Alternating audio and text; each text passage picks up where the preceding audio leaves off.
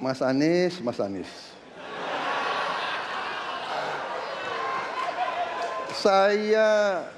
Saya berpendapat Mas Anies ini agak berlebihan. Kalau demokrasi kita tidak berjalan, tidak mungkin Anda jadi gubernur.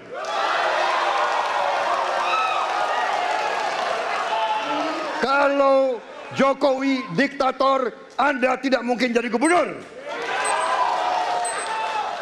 Saya waktu itu oposisi, Mas Anies. Anda ke rumah saya, kita oposisi, Anda terpilih. Waktu habis, Bapak. Harap tenang, Bapak Prabowo. Mas Anies ini di debat pertama Capres kemarin habis-habisan nyerang Pak Prabowo. Mas Anies ini malah terjebak dengan etika dirinya sendiri. Mas Anies menyerang pribadi Pak Prabowo bukan perdebatan visi misi. Mas Anies mengatakan Pak Prabowo tak tahan menjadi oposisi dan masuk pemerintahan agar memudahkan berbisnis. Mas Anies. Karena itu oposisi itu penting dan sama-sama terhormat. Sayangnya tidak semua orang tahan untuk berada menjadi oposisi. Oke? Seperti sampaikan Pak Prabowo tidak tahan untuk menjadi oposisi. Apa yang terjadi?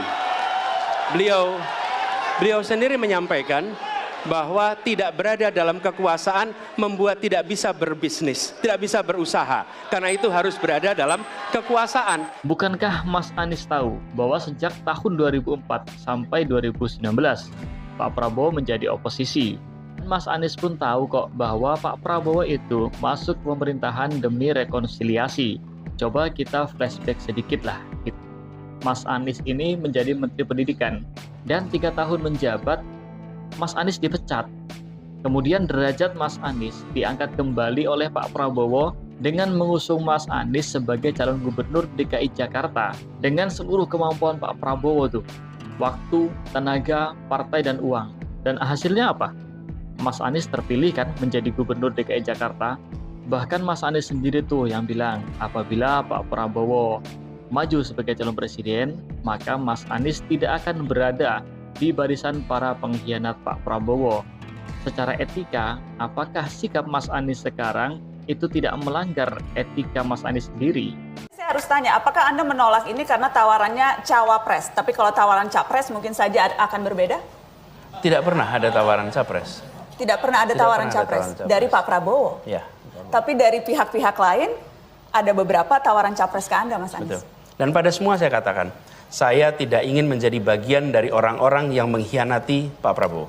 Saya sampaikan pada semua. Tidak. Pak Prabowo, I will not intercept on your candidacy. Saya tidak akan memotong proses pencalonan Pak Prabowo dan proses kampanye Pak Prabowo. Dan komitmen itu saya pegang. Siapapun yang bertemu dengan saya, mendiskusikan soal ini, selalu saya katakan bahwa saya memiliki komitmen dengan Pak Prabowo. Tidak ada yang tahu kecuali saya dan Pak Prabowo. Tidak ada yang tahu. Yang lain dengar ceritanya aja. Jadi Mas Anies, Anda mengiyakan bahwa memang tawaran-tawaran maju itu berdatangan? Berdatangan, tapi saya selalu katakan pada semua, meskipun tidak ada saksi dalam pertemuan itu, tapi kata-kata saya diingat oleh Pak Prabowo dan diketahui tentu oleh banyak orang, tapi saya sampaikan kepada semua, saya pegang itu. Jadi, ketika ada yang datang mendiskusikan, saya sampaikan, selama ini ada Pak Prabowo, saya tidak mau memikirkan, not even thinking. Menurut kawan-kawan bagaimana nih? Sampaikan pendapatmu di kolom komentar. Dan jangan lupa untuk klik like dan juga subscribe. Terima kasih. Assalamualaikum warahmatullahi wabarakatuh. Mas Anies.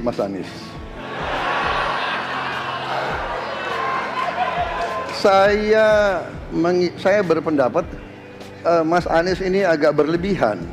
Mas Anies mengeluh tentang demokrasi ini dan itu dan ini. Mas Anies dipilih jadi gubernur DKI menghadapi pemerintah yang berkuasa. Saya yang mengusung Bapak.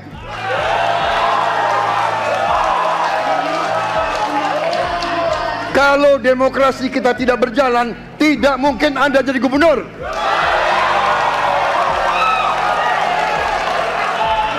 Kalau Jokowi diktator, Anda tidak mungkin jadi gubernur.